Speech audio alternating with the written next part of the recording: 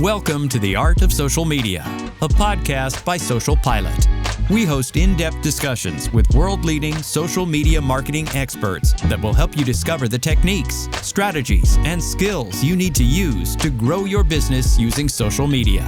Now, here's your host, Tejas Mehta. One of the things I also learned is you mentioned about having your employees share stuff on social media around the influencer campaigns. So is there a healthy part of employee advocacy as well happening? Yes, absolutely. So we utilize an employee social advocacy platform. It's something that I've done at all of my previous companies. And we use that as essentially a clearinghouse of sorts for all of our content that we're producing, all the content that even other teams produce, whether it's upcoming webinars or say press releases or awards or anything that in a way has a landing page that makes sense for our employees to communicate. And we put in sample messaging for them, a couple options for Twitter, something for LinkedIn. But we also encourage the employees to develop and utilize something of their own, right? Don't just click share. And now if you look in LinkedIn, you happen to be, following only Demandbase employees, everything looks the same. So, but we do provide them the social card, the article, if there's a video, we put it all neatly packaged because at the end of the day, we're the ones that essentially know about every single piece of content that leaves the company into the public domain, just by the nature of what our team does and produces. So no one else does. If you go onto the sales side of the house, maybe they know that there's an upcoming webinar because their boss is a guest speaker on it, or they were part of this program or this ebook or whatever. They were a host on our podcast with one of their prospects. No one else knows everything. So we utilize the platform to be able to just be a communications arm for them, so they don't have to just go to our LinkedIn page every day or something. And also, frankly, not everything that the company publishes publicly is on our LinkedIn account in that example, because we found through measurement, through test, the less we publish, the higher our engagement is. So if we publish 10 things today as a company, we're only going to share 2 of them. The rest of that is going on our social advocacy platform because maybe for me as an employee, something in there actually I know will appeal to my audience. So we want to give them that option. Interesting. Makes a lot of sense. And what percentage of employees participate in this social advocacy program, roughly? The entire employee base has access to it. So about 950 employees or so on a given day. I would say actually those that utilize it, we probably have 20 to 30% of our employees that actively use it. Without going and looking at the numbers on right now, I think it's about 20 to 30%. That's pretty healthy, I believe. That's super healthy. Yeah. We do a lot to try to drive engagement with the employee base. Awesome. That's great job. One of the interesting things that you mentioned about was building communities online. Talk to me about that. Like, communities are all over, and people are like now, talking about communities. Facebook is like promoting groups as well in feeds because it wants to kind of get into that community feel. Talk to me all about that. Sure. One thing that we've seen and it accelerated a lot during the pandemic, during when everything was really shut down and we were all trapped in our house, was this concept of private communities. They're nothing new. Again, Facebook groups, LinkedIn groups, all the way back to AOL. They are in Yahoo groups. None of this is new. We've always had an ability to have a watering hole for people to kind of privately congregate around something they cared about. But what we've seen increase now is a concept of either white label communities. So there's a lot of vendors like Mighty Networks, that's a browser-based community that a brand can white label and obviously apply their brand into. But most frequently now you're seeing Slack or Discord. And at least on the B2B side, the majority of it is Slack. And that's natural. Most of us live in Slack on a daily basis.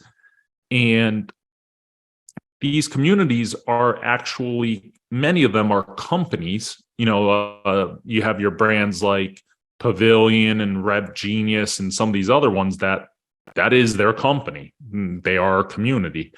But other ones like we run a community called Revenue Circle. That's an exclusive community for VPs and above and sales or marketing roles. That's something that we brand and we power. That's what I like to consider it as. Basically, we pay the bills to keep the lights on and to bring interesting people into the fold. But we power that community. We bring the resources to bear. But it is not a demand-based wares community, right? You will never see us pitch our product in there. We'll bring interest and resources. So if we've partnered with an organization to do some in-depth research that might be of help to community members, obviously we'll share that with them. Once again, because we're powering that community with the use of our resources, our funds, things like that. But you're seeing more of that. You're seeing, and everyone takes a different approach. Some people do approach it with sponsors, still brand powered, but the community uses sponsors to help fund, virtual and in-person events and to bring on guests and things of that nature. And others are just meant to be communities that help drive conversation around that specific topic. So, for example, Analytics for Marketers is a community of, as it stands, roughly 3,000 people. And that's run by two of my friends, Christopher Penn and Katie Robert, who run a company called Trust Insights. And so it's their community for people to come talk about analytics and ask their questions. And, if they have questions about, say, AI or any topic like that, there are broader conversations, but it's called Analytics for Marketers for a reason, right? You also have one, for example, Marketing AI Institute, which is a company that's run by a good friend of mine, Paul Rotzer. He has, and they have their own Slack community, once again, to have a watering hole for those people in marketing roles that are curious or need help with AI and want to have that conversation. Mutual benefit for them because they run a company focused on it. They have a lot of resources to bring to bear for that. So there are a lot of different models when you look at brands that run their own communities, Slack, and I should say Slack-based communities in this kind of instance. But you also just have other communities that are either brands of themselves, a Pavilion, of Rev Genius, what have you, or they're side projects by people that, a couple of people have gotten together and said, hey, listen, we're really passionate about this, and therefore we want to build a community around it. Interesting. For a company like Demandbase, does the community also become like a great source of content? Like, are there any interesting conversations that kind of translate into content for Demandbase? Sure. We've asked and engaged our community members in things like writing blogs for us or being part of our podcast. We'll do more of that. But the reason why we do that is, once again, this concept of powering it or bringing our resources and capabilities.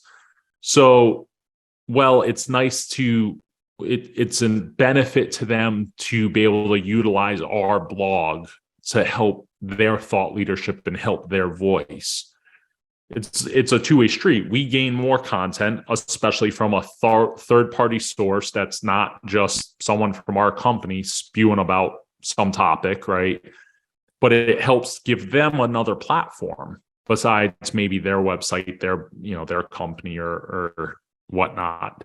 So we definitely do that, but it's not to utilize our community members just to create content, like almost unpaid employees, right? We're not using them for that, but where we can provide our platform for them, we absolutely do. But I focus a lot of our time on helping to identify and secure relationships for virtual events that the community has asked for or has interest in. So, for example, we just ran AMA with Ann Hanley on a few days ago, and every attendee was getting a copy of her new book, Everybody Writes, the second edition of it. So that was us being able to bring some value to the community, leverage a relationship, and also, provide books. Then a lot of conversation around AI. So we're holding a session on AI. Personal branding and utilizing LinkedIn to, maximize it. There was a lot of interest, a lot of conversation, a lot of asks within the community. So we're bringing in an expert around that. So we try to, do things that aren't in a silo of sorts, right? You kind of pose the question, throw it out there. If there's the right amount of feedback, then we go and find the resource or go implement whatever that is, because otherwise your community is not going to be responsive if you're just trying to push and shove what you think will be helpful to them or what you think will engage them. Makes a lot of sense. So sounds like running a community is a lot of hard work, requires a lot of moderation and constant give rather than ask. If you could see my to-do list, nowadays at least 50 to 60% of it has to do with something I need to do or catch up on within our community. The rest of it is admin, influencer, and whatever else happens to hit it for the day. But yes, there's a lot of work that goes into trying to manage and lead a community. Interesting. I also read that you're part of more than 25 communities online, Slack communities. Yeah. Where do you get the time, man? How do you manage that?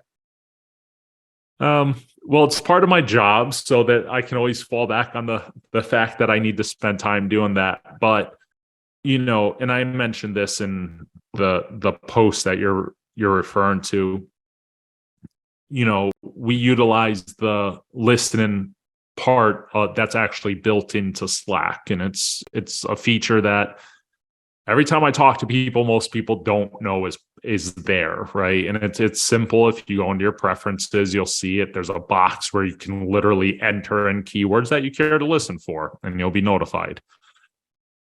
So that's how I'm able to scale myself across all those communities, right? As I said, I'm not active in 25, but I am engaged in 25 is the way I like to think of it, because I'm not there, in all 25 for an hour a day, checking in on that and liking this and sharing that. I'm active in a few, in probably 5 or so, 4, 5, 6. The 25 plus that I'm in, I engage, or I find people to engage when something pops up on the radar that, we want to be helpful with. So like the example I was mentioning before of identifying a customers that could comment on our behalf because someone has a question about the brand or the product, the solution, what have you.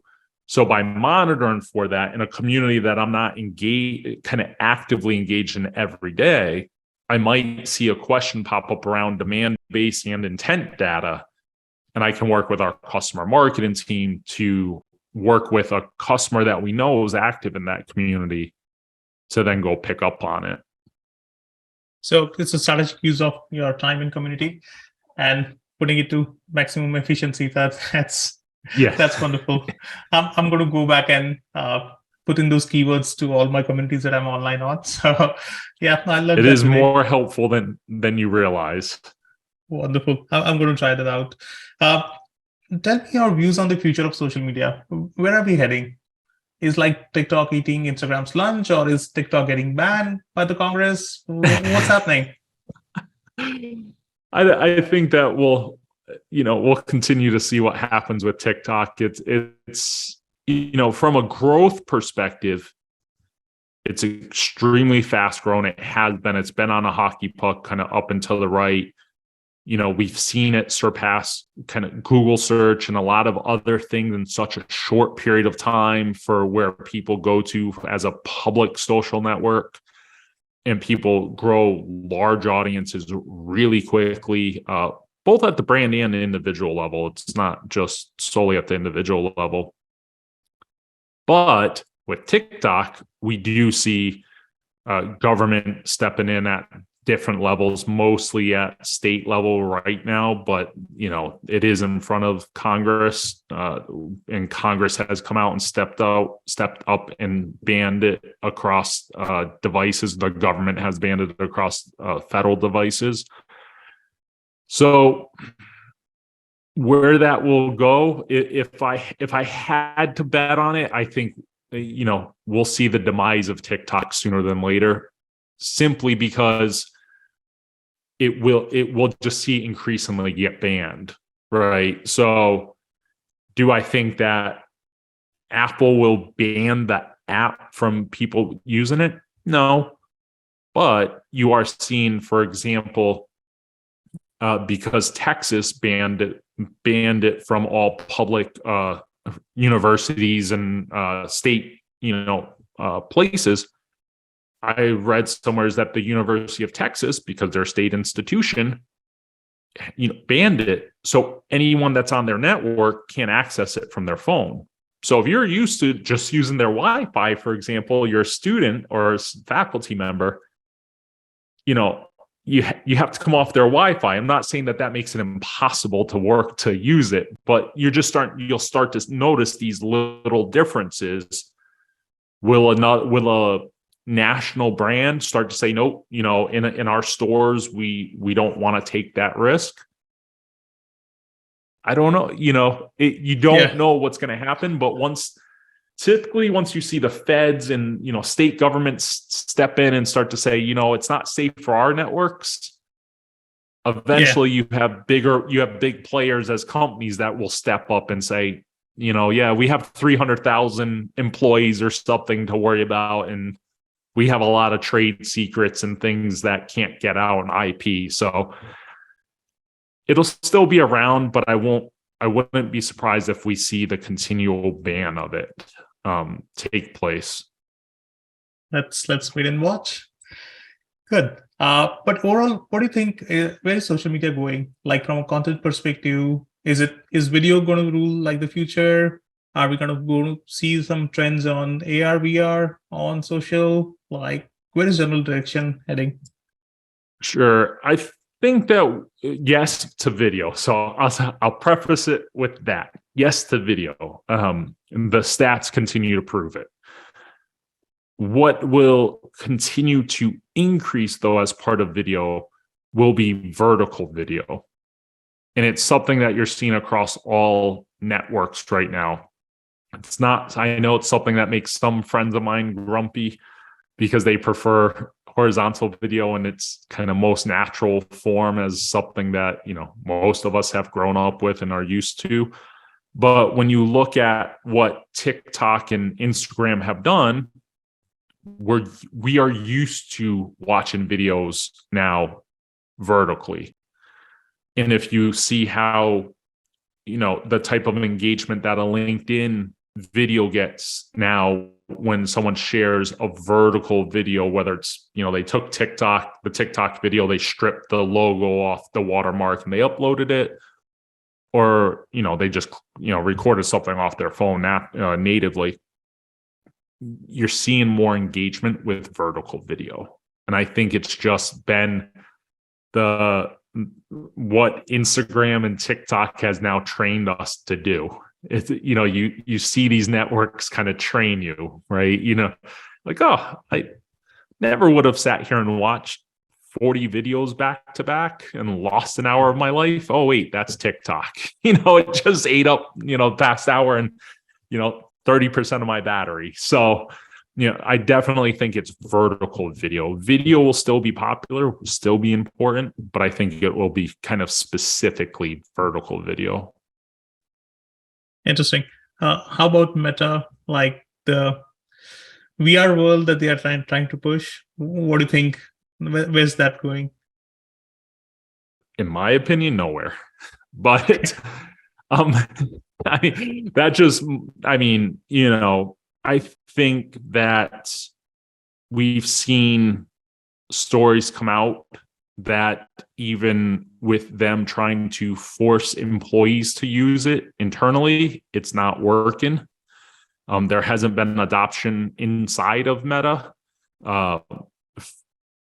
So that will be hard, right? If you can't force your employee base to utilize it, and that's a technology you're investing in, certainly Oculus and some of these other tools that are out there, of course, Meta owns Oculus, but, for video gaming or some of that sort of stuff, it's already shown that it's of interest and that's popular. Certainly Apple has over at Apple Park, they have some VR and AR stuff like that you can kind of almost see their campus with AR goggles on and stuff. I actually got to do that once, and it's a really cool experience. But Meta, I just don't think. I think that they put their money in the wrong place, and it took their eye off probably what they've been good at. I could be completely and utterly wrong, but that's fine. I don't do things also like crypto and NFTs and all of that stuff. I have a lot of friends that do. I like my money, so I've stayed away from that. So interesting. Good to know. Some of the favorite people that you follow on social media? Are there what? I'm sorry.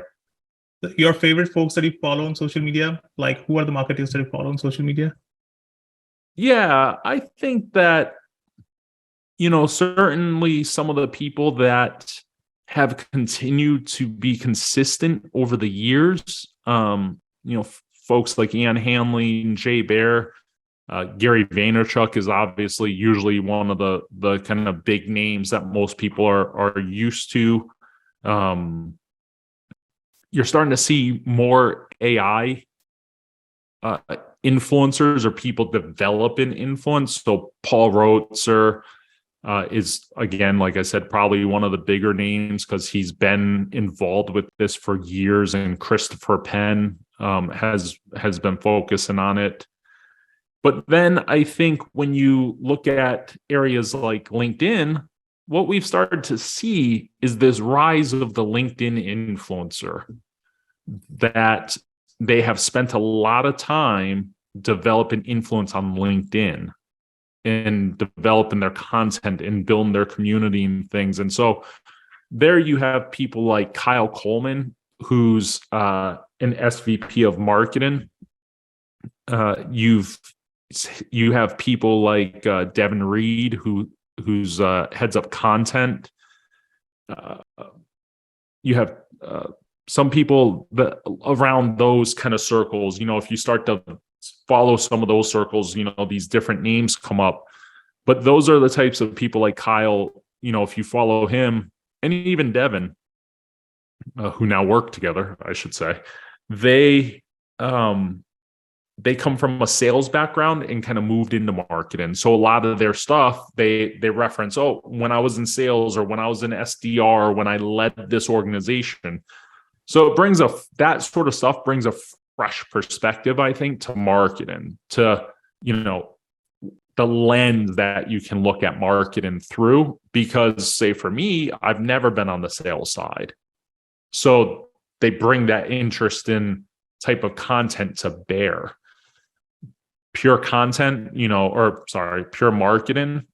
Like I said, the Ann Hanleys, the Jay Bears, Gary Vaynerchuk, although Gary and all those folks, I mean, they've been doing it for 10, 15 plus years now. Yeah, awesome. Your 3 favorite books, marketing or otherwise, business, non-business, fiction, non-fiction? So business-wise, I'll say Everybody Writes by Ann Hanley. It's a encyclopedia. It really is. It's one of those books. I mean, it's not called a kind of go-to guide as a subtitle for any other reason. I think people will try to, put that on their books or, your all-in-one type thing. For Ann, it really is. There's a reason why it's a Wall Street Journal best-selling book. Limitless, which is a book by another friend of mine, Laura Gassner-Auding. It's a small book, but it's a quick read and it's packed with a lot of power behind it.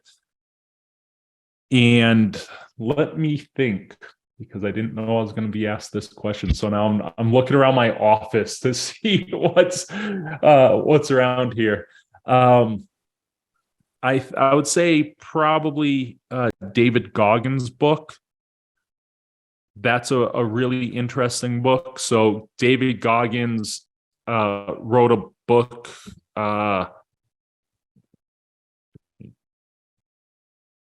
A book called Can't Hurt Me. And he just has a really interesting life story. It's his autobiography. He talks about, going into the Navy SEALs, and, he went from Navy SEALs to some other special forces units. He's like an ultra marathoner and broken all sorts of crazy records for like most pull-ups in 24 hours, things of that nature. It's just a different mindset of an individual. So if I had to pick 3, I'd probably say those are at least the 3 that come top of mind the quickest. Interesting. Good to know. Justin, where can people find you online? Where can people follow you? Absolutely. It's pretty simple. Justin Levy, JUSTINLEV as in Victor Y.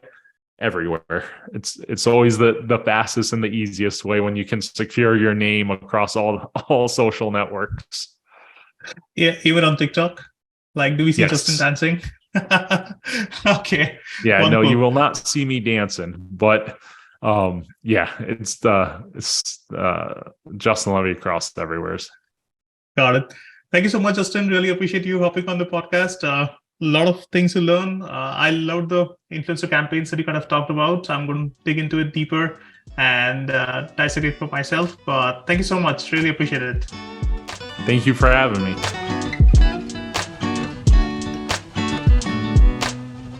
The Art of Social Media is brought to you by SocialPilot. To find out more about SocialPilot and how we can give you everything you need to hit your social media marketing goals, visit socialpilot.co. And then make sure to search for The Art of Social Media in Apple Podcasts, Spotify, and Google Podcasts, or anywhere else podcasts are found. Make sure to click follow so you don't miss any future episodes. On behalf of the team here at SocialPilot, thanks for listening.